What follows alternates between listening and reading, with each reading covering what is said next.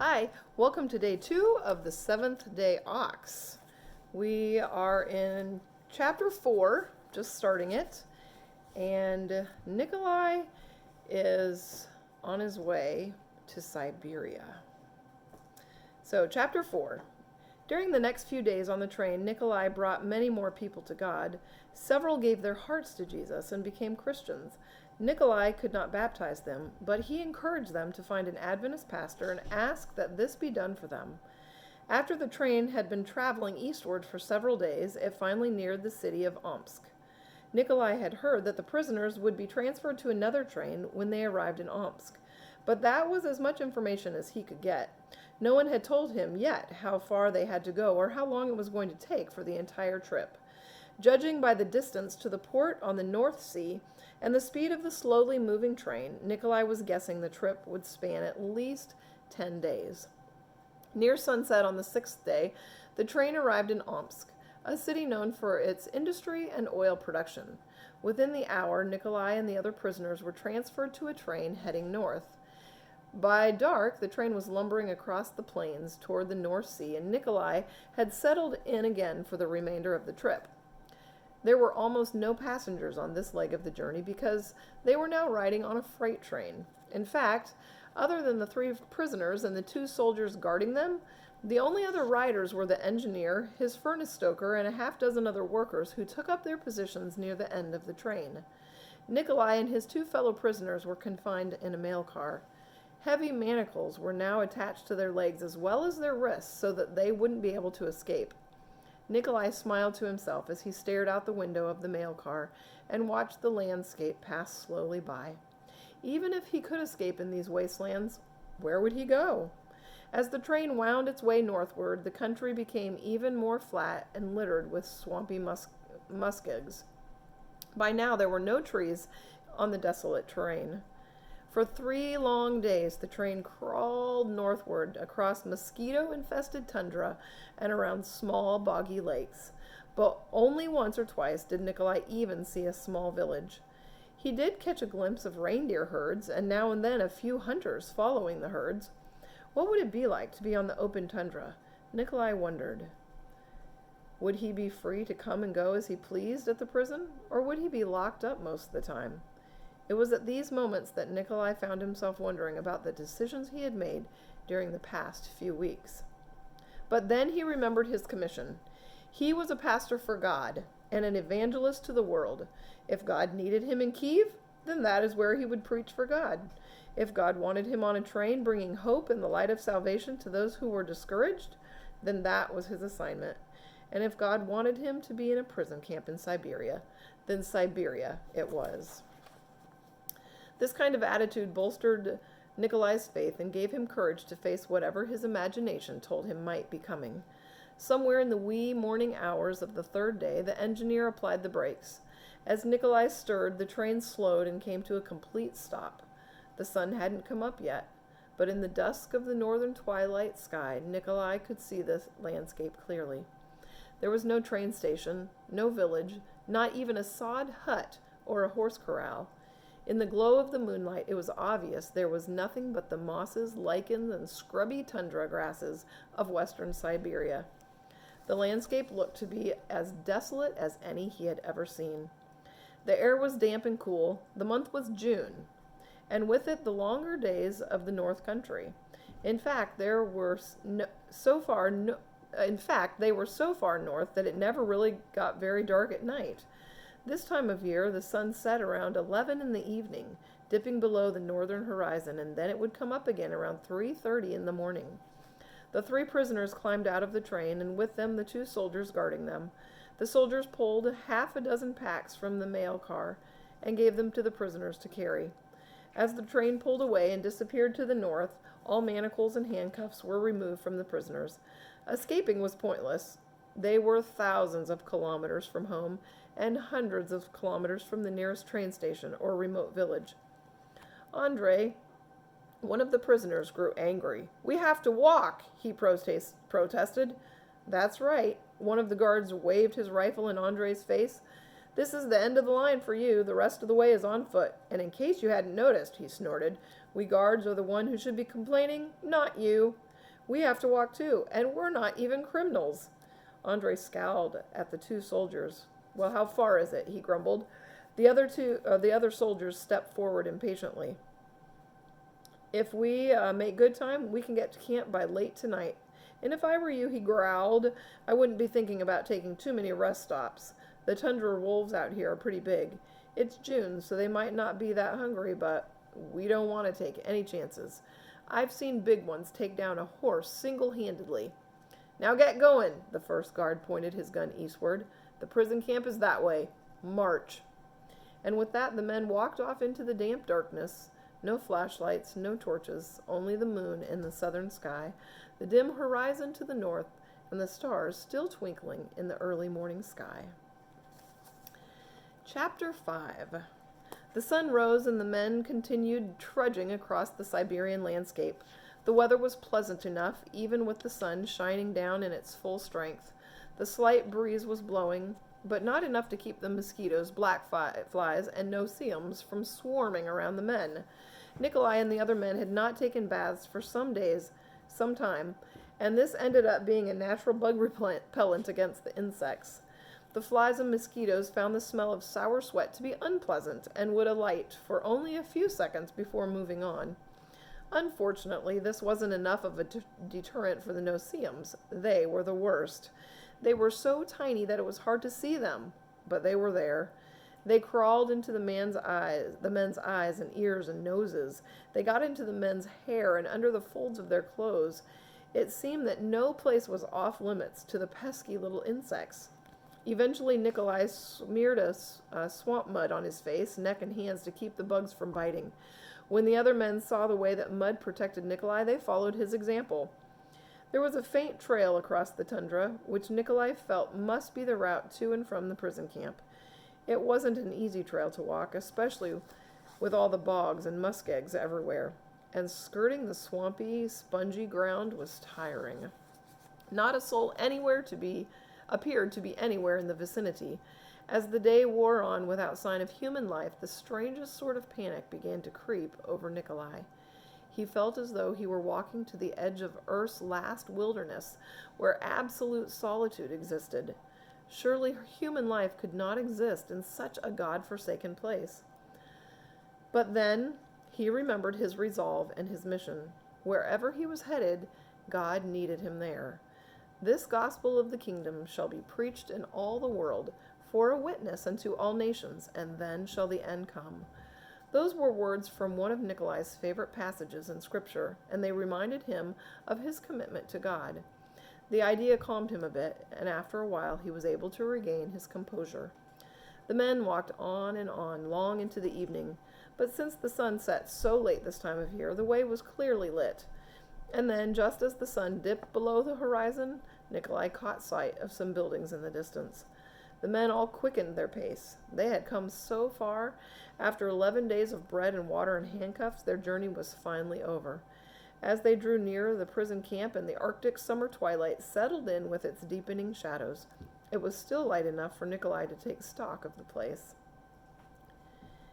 It appeared that the camp had a kitchen and a mess hall, and of course barracks for the prisoners to live in. There were other barns and sheds too, and a huge garden, maybe a hectare in size. And sitting prominently in the middle of the camp was a building that looked like some kind of administrative headquarters. But the thing that surprised Nikolai the most was the building materials. Most of the buildings were not made of wood. They were made of tundra sod. They had heard of such places where the soil, with its grassy roots, was cut out of the ground in blocks and stacked like bricks to make walls, but Nikolai had never actually seen it with his own eyes. Most of the buildings were made of sod, except for the kitchen and the administrative headquarters. What lumber was used in the camp must have been brought in by horse and wagon. There was no other way to get here, Nikolai figured. The building construction was quite simple, with tall stovepipes sticking through steep, corrugated metal roofs, designed to shed the heavy Siberian snows. Small doors and very few windows kept the openings to the buildings to a minimum. There was no doubt that this helped conserve the heat Nikolai knew they would need in the long, cold winters ahead.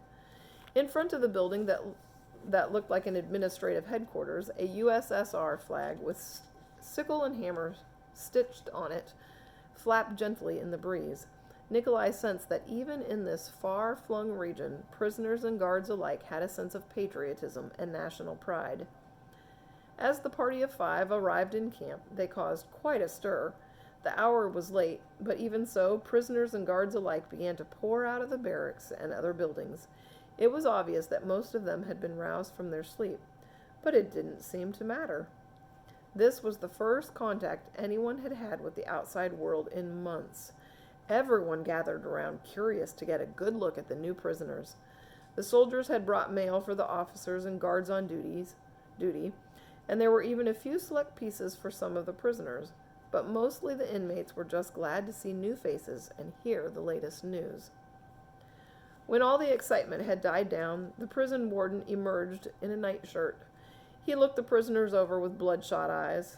It looked as if he had been drinking, but Nikolai wasn't surprised. Even in this place, there had to be vodka. There was vodka everywhere in Russia. The people used to drink away their cares and troubles. They also used it for medicinal purposes, pouring it on cuts and wounds and infections. They even used it in their cars in the winter to keep the radiators and gasoline lines from freezing up. And surely this prison warden used it to drink away the loneliness of the place. As Nikolai studied the face of the officer, he wondered where this man's family was. Did he have a wife? Did he have children? He looked to be in his early 40s. Was he considered a military officer? The man looked as though he had let his appearance slide, but then again Nikolai had no idea what the standard was for the officers in outposts like this one. Did anyone here really care how an officer looked? Nikolai guessed maybe not. In the glow of twilight, Nikolai could see that the warden's face of stubble already had a head start on the coming day. He had salt and pepper hair, and Nikolai had to smile. At least the man still had a head of hair. Nikolai ran his hand over his own thinning scalp, reminding himself that he had less hair than the warden, though the warden looked to be older. The warden greeted the prisoners gruffly and then turned to go back into his own quarters. With a wave of his hand, he sent them with a guard on a short tour of the camp. Nikolai was surprised to discover that there were approximately 300 prisoners at this camp. The prisoners didn't appear to be enough for those numbers. The prison didn't appear to be enough for those numbers, but judging by how cramped the bunks were in the barracks, he could believe it. Some 20 or 30 prisoners were crowded into a tiny room large enough for maybe 10 or 12. The only space Nikolai could call his own was his own bunk, which was little more than 5 feet in length. Rough-hewn boards formed the slats that made up each bunk, frame, and bed. Nikolai frowned as he looked around and stared up at the tin roof of the barracks. Like it or not, this was going to be his new home. The sooner he got used to it, the better off he'd be. All right, chapter 6. Near midnight, Nikolai finally lay on his bunk, his feet hanging over the end of his bed. Unable to sleep, his mind raced at the strangeness of his new surroundings. Again, Nikolai was overcome with the remoteness of the place and the very simplicity of the camp. There were no prison walls, no barbed wire, and no guard towers. The guards didn't even carry guns. The very nature of such a prison defied all logic of what could and should be expected in the place. There was obviously a chain of command from the top on down, as Nikolai was soon to learn. The warden oversaw the prison camp and reported to government officials higher up. Below him were the immediate officers in charge of the various functions of the camp. There were 4 junior officers. One was in charge of the guards and therefore indirectly the prisoners. A second was in charge of work detail units, and so it went. And prisoners also answered to a pecking order of sorts among their own ranks. Those who had been at the prison camp the longest appeared to have seniority, but not always. If a man was big enough, strong enough, or intimidating enough, he could gain power and prestige among the prisoners. But no matter the status of a prisoner, escape was out of the question. Nikolai was sure of that. Even in warm weather, to attempt such a thing seemed utterly foolish. Food, for starters, would be a problem, even if one could evade the guards, who would no doubt be sent out as a posse. How much food could one carry? How much food would one have to carry in order to survive the march to civilization hundreds and hundreds of kilometers away? Nikolai knew that wild creatures lived on the open plains, but he had seen very few of them. Reindeer herd ranged the open country, as he had observed while on the moving train, but Nikolai doubted that a lone man on foot with no weapons would be able to catch a reindeer, no matter how desperately he tried. Of course, there were the tundra wolves, Arctic hares, snowy owls, and the many types of lemmings and mice that he had been told lived in these parts, but all of them were considered unclean according to the biblical standards. Nikolai knew that even if he could catch them, he would never be able to bring himself to eat that kind of meat, no matter how hungry he might be. The idea of escape was ludicrous at best, and what was the point, anyway? They were all in this remote location together: warden, camp officers, guards, and prisoners. In order to survive the harshness of such an environment, each must do his part, even if there was a pecking order. They needed each other. And that would have to be enough for now. It was all that he could hope for. Here he was in this remote spot in the world, and there was no one he knew. No one who cared what happened to him. There was no one, it seemed, to whom he could speak of loneliness. His fellow prisoners would have to be his confidants and cronies. They would have to be his friends. But even so, as he tossed and turned, trying to fall asleep, his mind began to panic and scream out in protest. How did I get myself into this?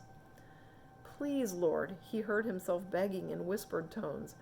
I pray that my time here will not be in vain. May you use me to speak to the other prisoners. May they see Jesus in me. If I can bring the gospel to them and let them see Jesus in me, that would be worth the pain and disappointment of having to be here. Let me be a witness to the guards, Lord. Though they mistreat me, let me bear their insults and abuse as you did, without complaining. Let them see that I am different, that the peace of heaven is on my face. And the warden? He's a Russian officer, schooled in the ways of the military. In this world there is no God. Please, Lord, make him know beyond a shadow of a doubt that you do exist. If I can be that person to help him see you and your saving grace, I would be honored and willing to do that. Nikolai began to feel the sweet peace of heaven settle over him. It was like a magic potion had been infused over his entire body. His prayer in the prison cell and on the train had been that God would be able to use him wherever he happened to be, wherever God could use his service. Lord, help me to keep my courage and let me be faithful to you and the church that I love, he breathed. Here I stand. He quoted the famous words from a book he loved. I can do no other. May God help me. Amen. Somewhere in the twilight of the midnight sun, Nikolai finally slept, and then it was morning. May we all have that resolve, no matter where we are, no matter what God asks us to do. May we be faithful to him, and may others see Jesus in us. We'll see you here tomorrow night for more of the Seventh Day Ox.